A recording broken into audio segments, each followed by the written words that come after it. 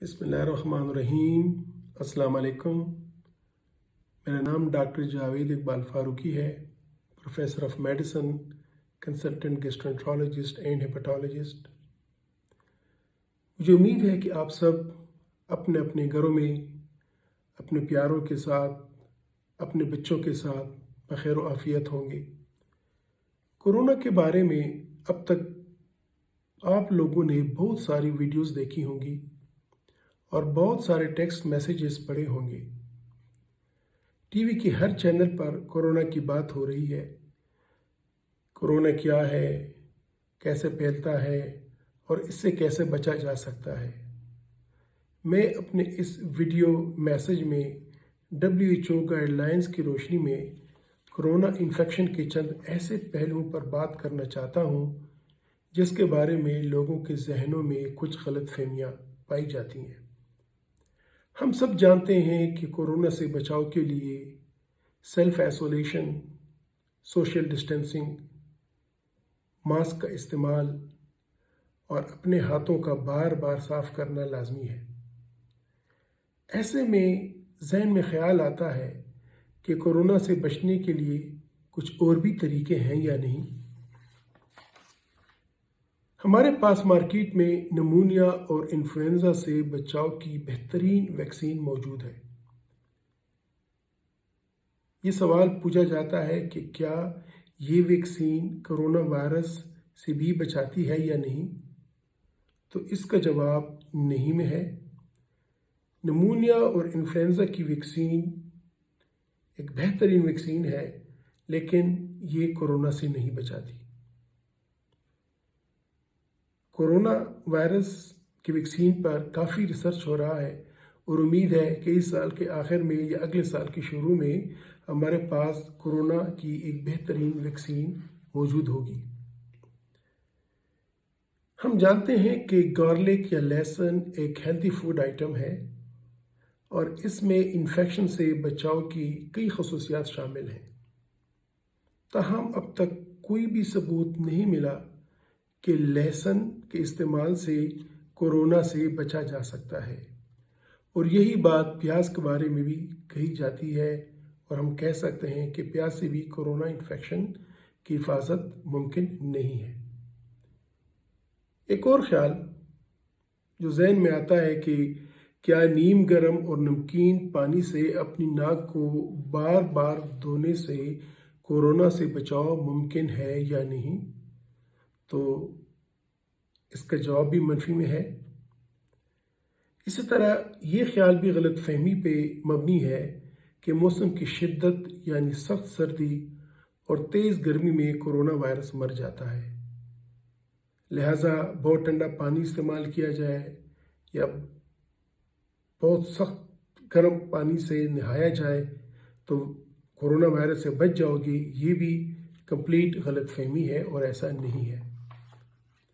एक और सवाल जो पूछा जाता है कि क्या हैंड ड्रायर से और अल्ट्रा वायलेट डिसइंफेक्शन लैंप से और इसके ज़रिए अपने हाथों को स्टरलाइज किया जा सकता है या नहीं, तो इसका भी जवाब नहीं में है।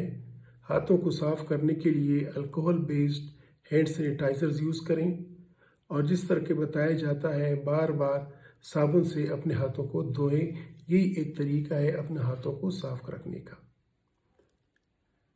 एक और गलतफहमी है जो कि पैदा हो गई है कि कोरोना वायरस शायद सिर्फ बड़ी उम्र के लोगों पर हमलावर होता है और जवान इससे बचे रहते हैं। ये भी कंप्लीट गलतफहमी है।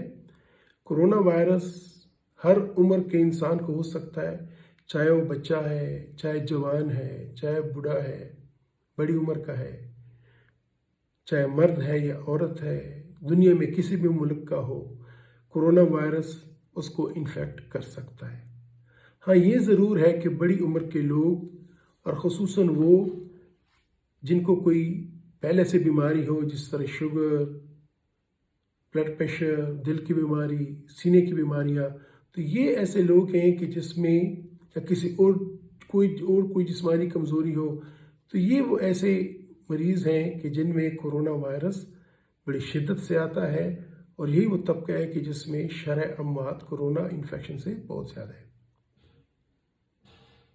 ایک اور اہم سوال بلکہ خدشہ کہ کیا کورونا وائرس مچھر کے کاٹنے کے ذریعے کورونا کے مریض سے ایک عام صحت مند شخص کو ہو سکتا ہے یا نہیں، جس طرح کہ ڈینگی ہوتا ہے، جس طرح کہ ملیریا پھیلتا ہے۔ WHO کے مطابق اب تک ایسی کوئی ثبوت نہیں آیا، اب تک ایسی کوئی اسٹڈی نہیں آئی جس نے یہ بتایا ہو کہ مچھر کے کاٹنے سے کورونا وائرس یا کورونا وائرس کی بیماری ایک مریض سے دوسرے ہیلدی شخص کو ہوئی ہو۔ آج کل ایک بحث چل رہی ہے، بلکہ سب سے زیادہ ڈسکشن یہی ہے کہ آیا کوئی ایسا اینٹی بیکٹیریل یا اینٹی وائرل ہے کہ جس کو کھانے سے آدمی اس کورونا انفیکشن سے بچ جائے، اور اگر جو کورونا انفیکشن کے مریض ہیں ان کا علاج ہو سکے۔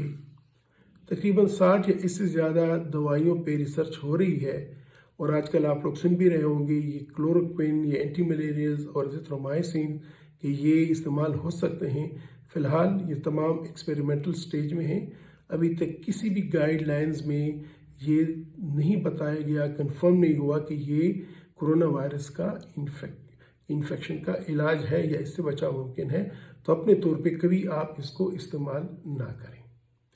ایک اور دوسری غلط فہمی جس کی طرف میں اشارہ کرنا چاہوں گا وہ ہے تھرمل سکینر کا رول اور کورونا انفیکشن۔